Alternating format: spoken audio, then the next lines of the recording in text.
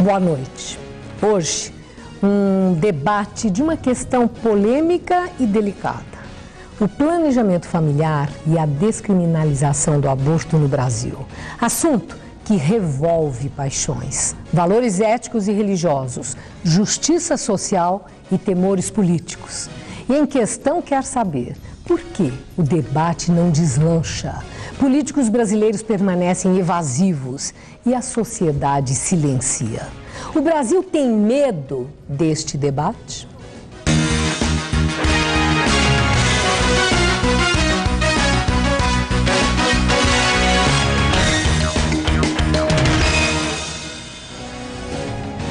E participam desse programa a filósofa e escritora Márcia Tiburi, a advogada Regina Beatriz Tavares da Silva, especialista em direito civil e presidente da Comissão de Direito de Família do Instituto dos Advogados de São Paulo.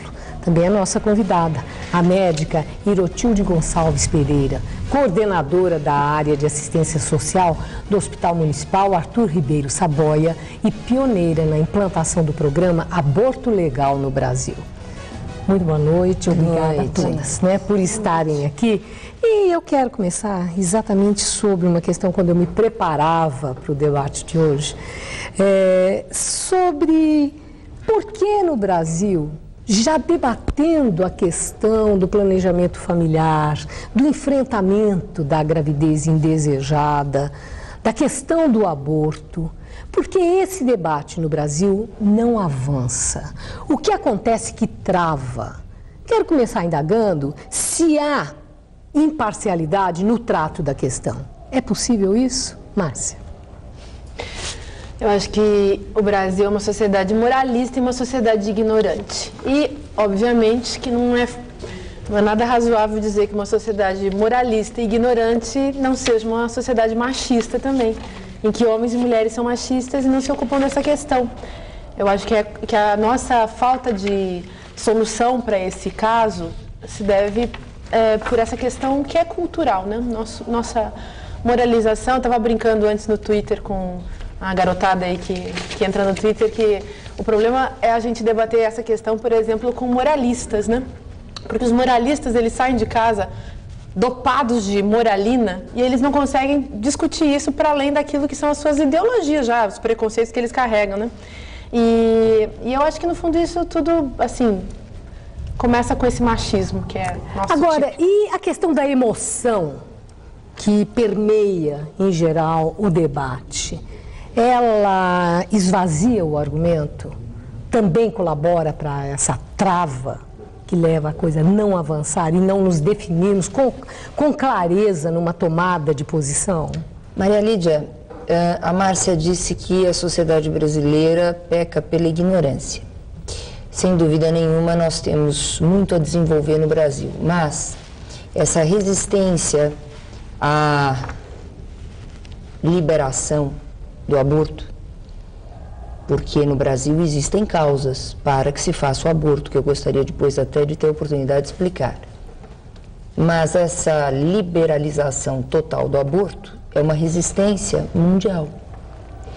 O único local em que a liberdade existe, é total, e já existem movimentos contrários à liberação,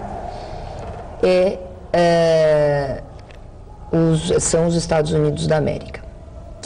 Na Alemanha, na Inglaterra, na França, na Espanha, em Portugal, na Suécia, na Suíça, dentre outros países, o aborto, tal como aqui, um pouco mais ou um pouco menos, ele só é possibilitado diante do preenchimento de certos requisitos. Basicamente são. É interessante falar na questão de... Então, o Brasil aceita, existe a possibilidade do aborto dentro de algumas circunstâncias. Isso, exatamente. Então, eu gostaria de levar para um outro argumento que sempre aparece quando se discute a questão da vida. né, de ser contrário ao aborto na preservação da vida. Mas se a lei do país aceita o aborto em algumas circunstâncias, esse argumento fica ou não fica esvaziado? Pode-se praticar o aborto em determinadas circunstâncias. Isso equivale a dizer, então aí pode-se acabar com vida em certas circunstâncias, doutor? Eu sou assistente social. Eu acho o seguinte, que na verdade é uma questão de hipocrisia, porque nós sabemos que o aborto, ele é realizado no Brasil sim, que todas as mulheres recorrem infelizmente a isso, e tem estatísticas, mais de 1 milhão de abortos são realizados por ano no Brasil, é a 4ª causa da mortalidade materna, então nós estamos fechando os olhos, é uma questão assim de saúde pública, gente, uma questão de realidade, é um dado de realidade que está aí. Então nós não podemos fechar os olhos para isso, de jeito nenhum, nós não podemos permitir que mulheres se coloquem em risco e morram. E quem paga isso é uma questão de classe, é a classe menos favorecida. Nós sabemos disso. Quer dizer, envolve também uma questão de justiça social? De justiça social, sem dúvida. Mas sobre essa justiça social é que eu gostaria de falar.